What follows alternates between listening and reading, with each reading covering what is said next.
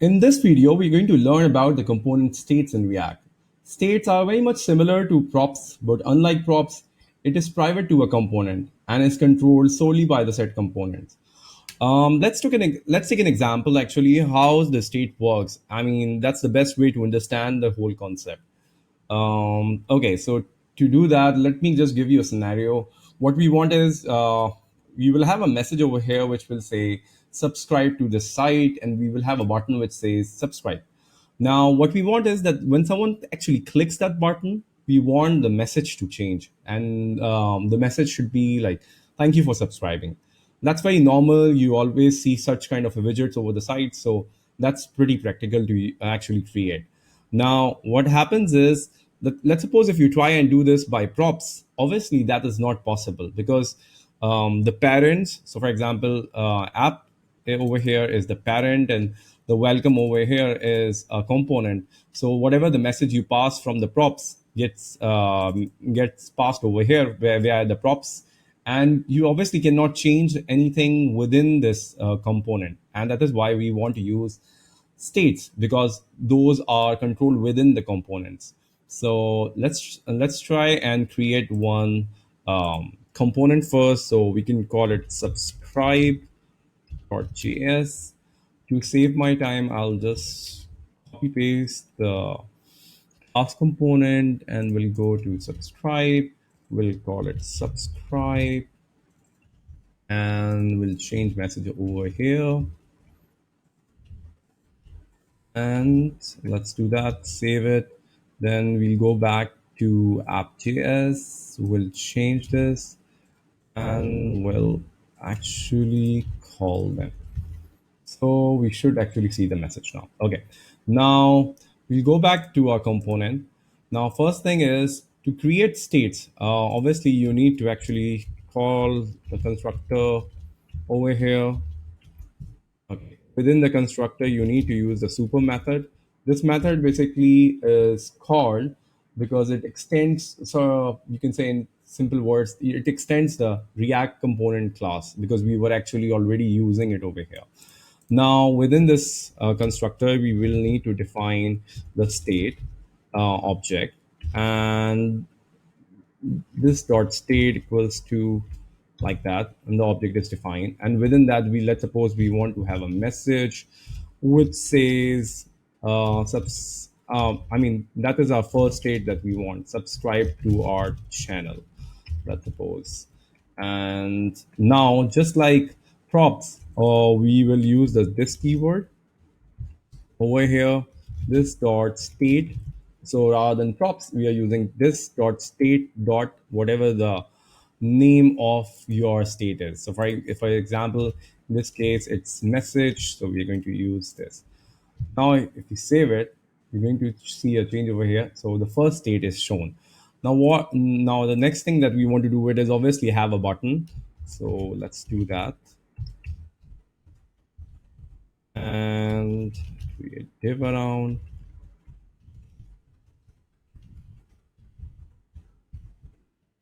And let's have a button and say subscribe. Now, let's suppose if we click, nothing happens. So obviously we need to write some sort of a code over here, which actually change this state. So if we actually do on click, okay, on click, and over here, we're going to use arrow function again. And we're going to obviously just call one function. So we'll just write down the name with this keyword, this dot, let's suppose we call it change message. That is something we want to call it. So everything good? Yep, the parenthesis is over there. Okay, all good. So we now go over here, write in just like normal function, we define change message, and this time we are going to use over here the set this dot set state. That is the way you can actually change the state, and you will obviously need to do this way. And over here you're going to define the message to change to thank you for subscribing. Now, if we actually look at the code, what happens is someone when clicks, this function gets called, and this function actually uses set state as a method, which basically changes the whatever the state value you have. So, for example, now I will click thank you for subscribing. In short, and obviously this state is reached. Now maybe there could be a case where you want to like based on certain value change, you want to call a certain function. So to so for example, if this state has is changed, maybe you want to give it an alert or something like that. So how we can do that? Let's basically create another example around it, and this time we'll use a counter for this. So maybe when someone actually clicks increment, so the counter changes from 0 to 1, then another time 2, and like that actually. And then once it reaches to a certain value, then we actually see to it like call it okay, great, maximum value has been reached or something like that. Let's try and just create one more example. We call it counter.js. To save my life, I'll just copy paste and we will call it counter, counter, and save this. We'll go to app.js, counter, and we call it counter. So let's see what happens. Okay, we have this, and we go over here. That's fine. Now, what we will do it is we will actually use some of the work that we did already. So we'll just call this over here and count would be 1 to start with, and this dot count, and we say increment count this time as a function, and over here this increment, and it says simply increment. Okay, so the button now says increment, and in the H1 we can have the count, so that's already over there.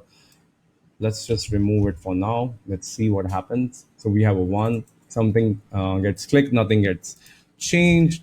Okay, the before even actually moving to this dot set state, maybe I'll say what if you try an experiment and this dot state, normally this is how we used to actually do it in other languages. So count plus 1, what happens if we actually try and do this? Let's see, console.log this dot state dot count. So we're going to use obviously the browser now, and let's see what happens. Let's make it part of here, console. Okay, let's just remove this for now. Okay, and let me do this. So if I change it, okay, let's see if there's any issue. Increment count, we're all good. So why nothing is happening? Why the state is not changing over here? Why is that so? So let's just check it again. Do we have some sort of error or something? Okay, make it default. We clear information, clear warnings, errors. Let's check. Okay, good. Um, okay, all good. So let's just clear this and see what happens. Okay, let's restart. So it changes over here if you look at, but it doesn't change into the front end. So that is the reason why we actually need to use the set state over here. Actually, this method or the way it is done doesn't actually re-renders or doesn't force the React to re-render actually the state. So this is why we want to use actually uh, the set state. So now count this dot state dot count plus one. Let's remove this. And now see what happens. So if we try and do change, but you will notice over here one more thing. So for example, now the counter is increasing as can be seen, but it's always one value behind. 14 or 15 over here. If it's 16, it's 15 over here. Why is that? The reason is it's asynchronous call, means even before the state is changing, this value is getting printed, means the previous value is getting printed, which is why we need to use over here the set state actually allows us to use a callback function. And the way it works is that you can actually call them using the arrow function. Let me just clean it up for you. Okay. Now within that, let's say for now we just say console.log callback function. Now, if you save it, and you will notice it. So this one gets called before, and this one comes after once the state has been changed. So now, if we actually place it over here, this should function fine. So as the state changes, only then it basically prints.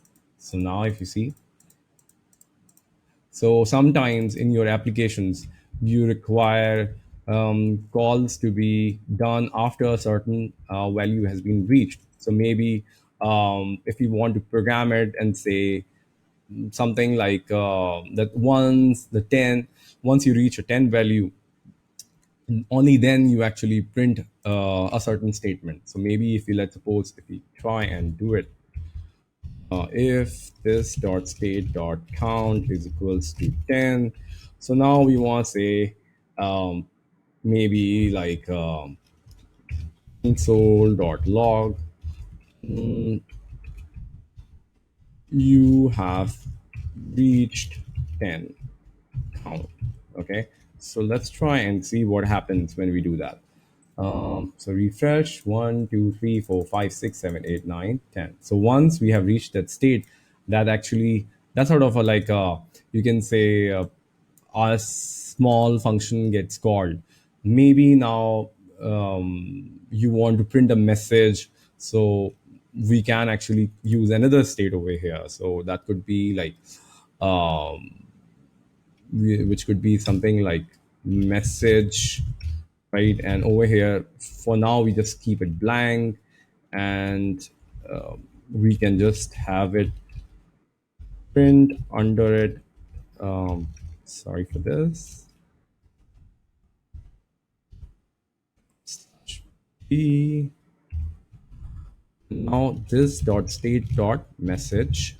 So initially, it's actually what nothing prints or nothing gets printed over here. We want to actually change the state only once it has reached to that count 10. So now we want to say it this message should change, and let's see what happens. Okay, we have an issue over here. Yes. Now, okay, good. So 3, 4, 5, 6, 7, 8, 9, 10. You have reached the 10 count. So that's how you actually use the callback function. So I hope the example, both the examples have brought you a bit of clarity of how you can use state, and within the state, how you can actually use the callbacks, and you can use the set state method